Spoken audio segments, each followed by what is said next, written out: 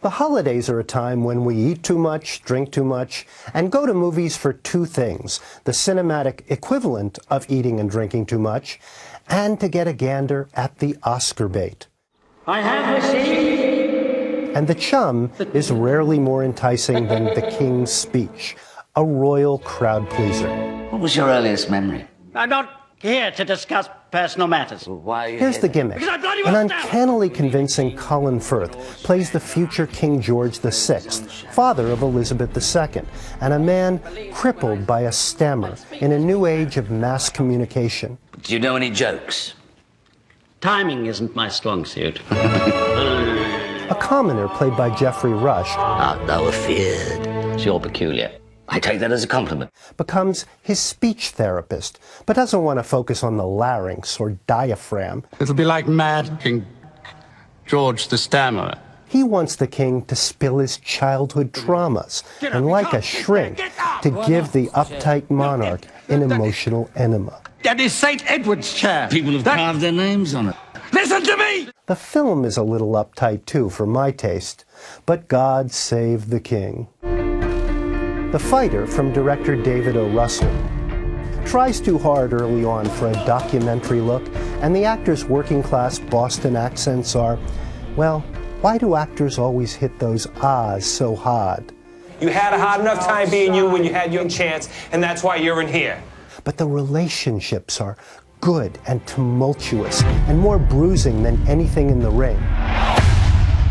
Between hungry boxer Mark Wahlberg and his messed up ex-fighter brother played by Christian Bale. Why am I the problem? I'm his blood. I'm his family.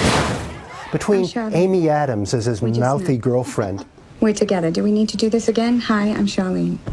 and that great scenery chewer Melissa Leo as his overbearing mom. What are you going to do, Mick? Listen, some MTV girl works in a bar? What does she know about boxing? They could be contenders. We'll switch out like a spider spinning a web. Attack it! Attack it! Natalie Portman will get all kinds of awards as a ballerina in Black Swan, a battering portrait of female masochism and madness. Watch the way she moves. Effortless. She's not faking it. Director Darren Aronofsky has one aim: to give you a drug experience. And as the innocent Portman surrenders to her dark side to play the Black Swan in Swan Lake, it's a trip, all right. But sometimes the line between hypnotic and stupefying is very thin. Now, I haven't seen the big releases, Little Fockers, can I say that on TV? Gulliver's Travels, the new Narnia. The one I can't wait for is Joel and Ethan Coen's remake of True Grit. Mr. Cogburn? What do you want, girl? And yes, John Wayne was indelible, and who needs remakes? But the Coens don't need the work. They wouldn't do this with Jeff Bridges and Matt Damon and Josh Brolin if they weren't going to blow some new holes in the Western genre. Have a great holiday season, and don't go too heavy on the popcorn and milk duds.